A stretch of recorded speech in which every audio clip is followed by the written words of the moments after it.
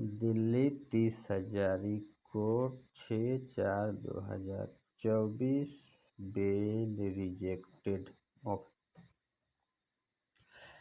नमस्कार, मैं हूं बीके सिंह और बीके लाइव टीच में स्वागत है। 6/4/2024 ये दिन बहुत ही ऐतिहासिक दिन बन गया है। जानते हैं क्यों? क्योंकि इसी दिन को दिल्ली के 30 हजारी कोर्ट ने एक बहुत ही ऐतिहासिक फैसला दिया है। सहारा प्रबंधन के खिलाफ फैसला गया है। दिल्ली के 30 हजारी कोर्ट में सहारा के उच्च अधिकारियों का जो एंटी सेपरेटिव बेल के लिए याचिका लगा हुआ था, उसके खिलाफ ये फैसला गया है। यानी कि एंटी सेपरेटिव बेल रिजेक्ट कर दिया गया है, रद्द कर दिया गया है। अब क्या हो सकता है आगे? इस फैसले से सहारा प्रबंधन तंत्र पे क्या कुछ असर पड़ने वाला है?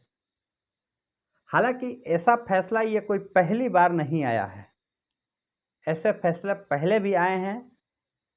इन सारे फैसलों के परिप्रेक्ष्य में सहारा प्रबंधन इस वक्त क्या सोच रहा होगा? हालांकि ये फैसला निचली अदालत का है, लेकिन फिर भी फैसला तो फैसला होता है। तो क्या कुछ आगे हो सकता है, उस पर हम चर्चा करेंगे, एक विश्लेषण करेंगे।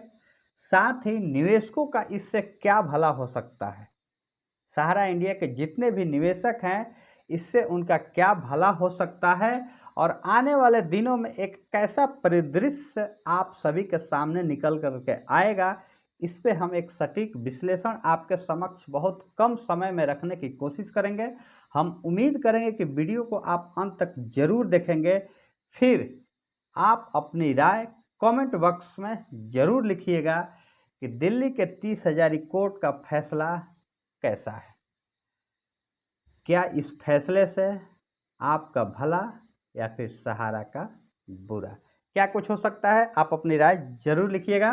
तो चलिए वीडियो को शुरू करते हैं। दिल्ली के 30 हजारी कोर्ट ने जो फैसला सुनाया है, यानी एंटी सेपरेटिव बेल को खारिज कर दिया है, रिजेक्ट कर दिया गया है। अब ये मामला कहाँ जाने वाला है? सिर्फ ये आदेश है कि बेल को रिजेक्ट किया जाता है। अब उनके खिलाफ क्या कार्रवाइयाँ की जाती है, इस पे अभी आगे देखने वाली बात है। लेकिन इससे पहले आपको कुछ जानकारी के लिए बता दूं कि जो डीवीजी रोड के आईओ हैं, उन्होंने एक लेटर के माध्यम से इस बात की जानकारी दी थी और ईओडब्ल्यू को भी इसमें शामिल किया गया था। क्यों जानते हैं? ये मामला किसी एक व्यक्ति यानी कि नियाज अहमद, जो सिर्फ एक सिंगल व्यक्ति का ये मामला था, लेकिन आगे चल करके इसमें बहुत सारे लोग अपने वकील के माध्यम से शामिल हो गए, क्योंकि एंटी सेपरेटिव बेल का मामला था। अब जबकि 50 लोग शामिल हो गए, जो कि लेटर में लिखित तौर पे, और जो दिल्ली के 30 हजारी कोर्ट का आदेश आया था, ऑर्डर कॉपी आया था, उसमें भी इस बात का जिक्र किया गया था कि अब इसमें 50 से ज़्यादा व्यक्तियों का मामला है और इसमें 3 करोड़ की लायबिलिटी की बात की गई है। तो अब ये बड़ा अमाउंट बन जाता है। तो इसमें ईओडब्ल्यू को भी शामिल होने की बात कही गई थी कि आप भी इस हेयरिंग में आइए। अब ये मामला क्या आपके पास जा सकता है? क्योंकि ये किसी एक सिंगल व्यक्ति का नहीं है और ये किसी आईओ के अंडर में ऐसा काम नहीं हो सकता है। पूरी जांच पड़ताल निष्पक्ष तरीके से नहीं हो सकती है, क्योंकि ये मामला अब काफ़ी बड़ा हो गया है। क्योंकि जब से इस मामले का उजागर हुआ था, तब से कई लोग इसमें शामिल हो गए थे। कई सारे लोग अपने अपने वकील के माध्यम से अपनी बात रखी कोर्ट के समक्ष, और कोर्ट ने सबकी बात सुनी भी, और आईओ को निर्देश दिया कि इन सभी लोगों को इसमें शामिल किया जाए जो लोग आवेदन किए हैं। तो लगभग 50 लोगों को शामिल किया गया था। अब इनका अमाउंट काफ़ी बड़ा हो जाता है। इसी के मद्देनज़र डब्ल्यूईओ को इसमें हस्तक्षेप कराया गया। ईओडब्ल्यू को। तो अब दोनों हो सकता है, या तो इस केस को ईओडब्ल्यू के पास भेजा जा सकता है, या फिर अरेस्ट वारंट जारी किया जा सकता है। दोनों मामले में सहारा प्रबंधन की कुछ न कुछ नुकसान ही है। क्यों? क्योंकि ईओडब्ल्यू में जाएगा, वहां से भी मामले मुझे जहां तक उम्मीद है कि निवेशकों के पक्ष में ही हो सकता है, और अगर अरेस्ट वारंट जारी होता है तो भी मुश्किल है।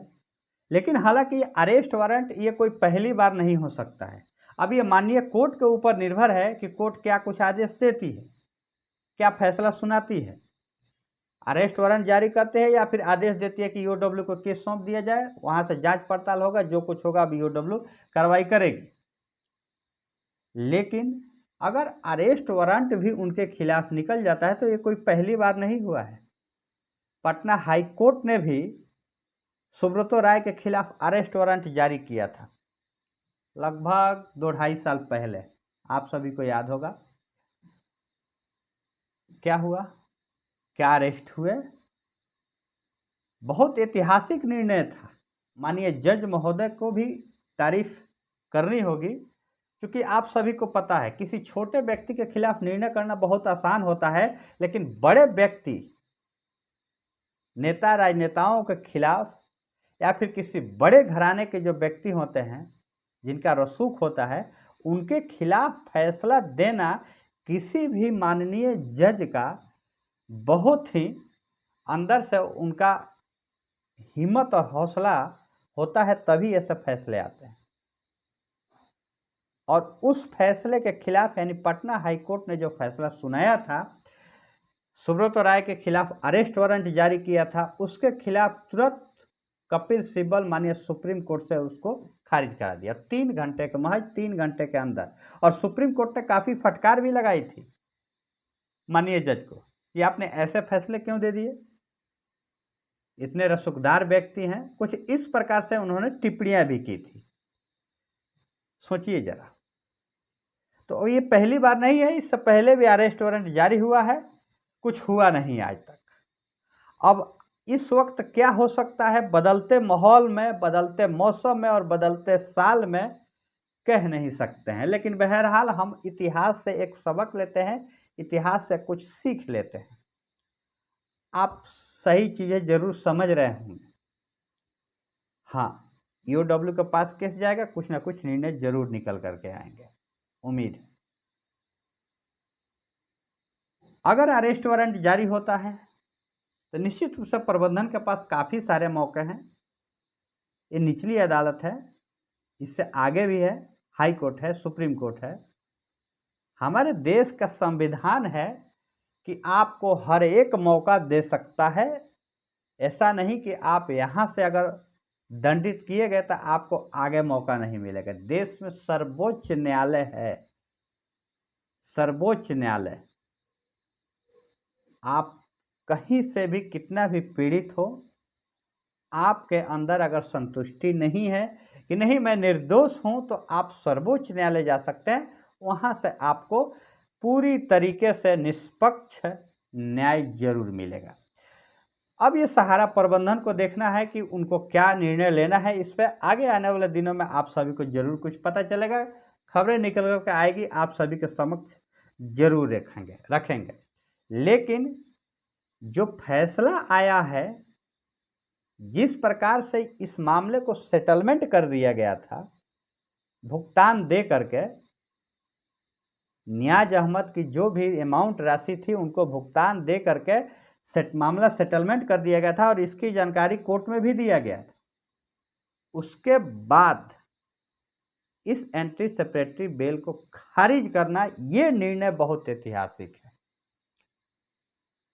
और दिन पर दिन जिस प्रकार से डेट पड़े थे, शायद इसी के वजह से लगातार डेट पड़े। लगभग मेरी जानकारी के मुताबिक 12 सुनवाइयां हुई है। उसके बाद अंतिम समय में जाकर के निर्णय दिया गया। यानी हर एक को पहलू को खंगाला गया, जिससे समझ रहे होंगे, कहने वाली बात नहीं है। बहरहाल जिस प्रकार से एक ये फैसला आया है, माननीय कोर्ट का। उम्मीद है इस फैसले को सब कोई स्वीकार करेंगे, चाहे वो सहारा प्रबंधन तंत्र में बैठे हुए लोग हों। निवेशक तो निश्चित रूप से इसको स्वीकार कर रहे हैं, क्योंकि उन्होंने जिस प्रकार से अपनी बातें रखी थी अपने वकील के माध्यम से कोर्ट में कि इनकी बेल खारिज होनी चाहिए, बेल नहीं मिलनी चाहिए, तो उनकी मांगें मान ली गई है। आदेश चाहे किसी भी कोर्ट का हो, किसी के भी पक्ष में जाए, मानना सबको पड़ता है, क्योंकि हमारे देश की जो न्याय व्यवस्था है वहाँ से न्याय हमारी अदालत देती है और उसको हमें मानना पड़ता है। तो अब आगे के रास्ते खुले हैं, अभी भी ऐसा नहीं कि कोई यहाँ से रास्ता बंद हो चुका है। देखते हैं आगे क्या होता है। बहरहाल एक प्रकार से निवेशकों में एक उत्साह जगा है।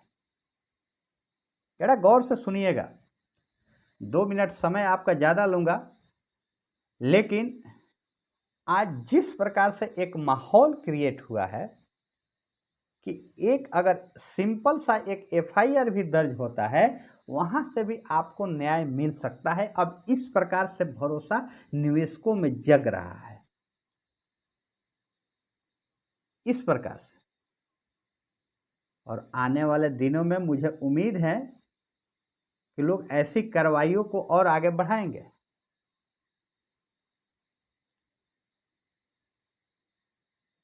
बहरहाल अब ये मामला यहाँ से खत्म तो नहीं हुआ है, देखते हैं आगे क्या कुछ होता है।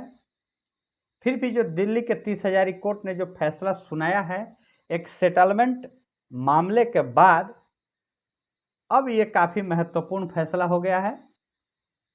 आप सबकी क्या राय है इस फैसले पे एक बार कमेंट बॉक्स में जरूर लिखिएगा। फिर से जब कोई इस पे अपडेट आएगा आप सभी को वीडियो के साथ जरूर हम लेकर के आएंगे। तब तक के लिए जय हिंद।